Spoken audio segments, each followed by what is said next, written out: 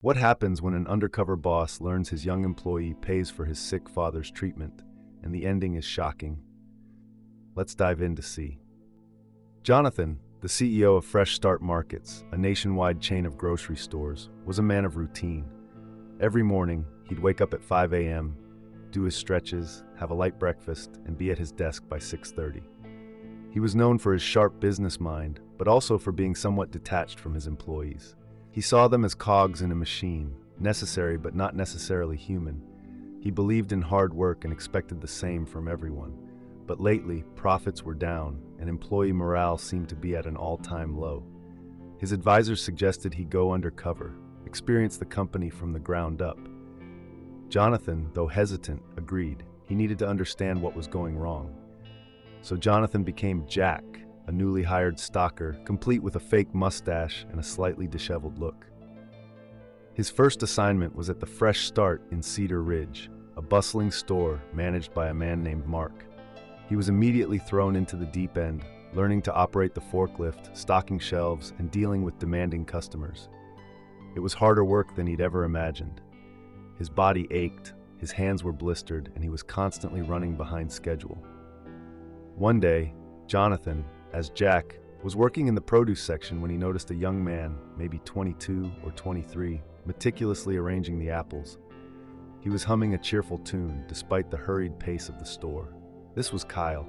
Johnathan watched him for a while, impressed by his work ethic. He seemed genuinely happy to be there. He decided to strike up a conversation.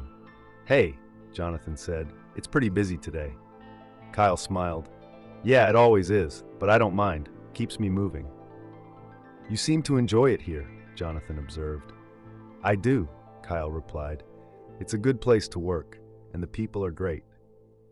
Over the next few days, Johnathan worked alongside Kyle. He learned that Kyle was a bright, hard-working young man. He was always the first one in and the last one out.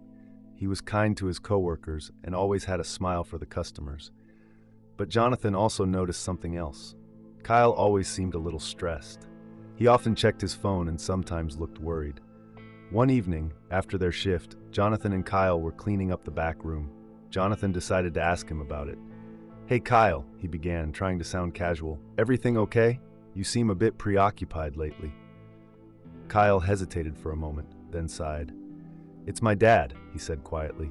"He's been sick for a while now. He needs treatment, and it's expensive." Johnathan felt a pang of sympathy. He knew what it was like to worry about a loved one's health. "I'm sorry to hear that," he said. "Is there anything I can do?" "No, it's okay," Kyle replied. "I'm managing. I'm working extra shifts, picking up overtime whenever I can. I'll get through this." Johnathan was taken aback. This young man, who was working so hard for minimum wage, was supporting his sick father. He was sacrificing everything to make sure his dad got the treatment he needed. It was a level of dedication and love that Johnathan had rarely seen. The first hook was this. Johnathan was starting to see his employees not as cogs, but as human beings with lives, families, and struggles. Kyle's situation was a stark reminder of the challenges many people face.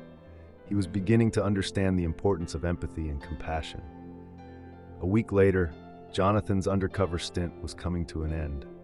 He had learned a lot about his company and, more importantly, about himself. He had seen the dedication and hard work of his employees firsthand. He had witnessed the struggles they faced, and he had been touched by their resilience. The second hook came during his last shift. He was working alongside Kyle again, stocking shelves. Kyle was even more stressed than usual. He kept checking his phone, his face etched with worry. Finally, he got a call. Johnathan could hear him talking to someone on the other end, his voice trembling. When he hung up, he looked devastated. "What's wrong?" Johnathan asked. "It's my dad," Kyle said, his voice choked with emotion. "The treatment, it's not working. They say there's nothing more they can do." Johnathan felt a lump in his throat. He saw the pain in Kyle's eyes, the despair that was consuming him. He wanted to help, but he didn't know how. The next day, Johnathan revealed himself to the employees of the Cedar Ridge store. They were shocked, of course, but they listened intently as he spoke. He talked about his experience undercover, about the hard work and dedication of the employees, and about the struggles they faced. Then he turned to Kyle. "Kyle," he said, his voice filled with emotion, "I've learned a lot from you. I've learned about hard work, about dedication, and about the importance of family. I've also learned about the challenges that many of our employees face, and I want to do something about it." Johnathan announced that Fresh Start Markets was establishing a new employee assistance fund. The company would match employee contributions dollar for dollar, and the money would be used to help employees with unexpected expenses, like medical bills or family emergencies. He also announced that the company was increasing its minimum wage and expanding its benefits package. But that wasn't all.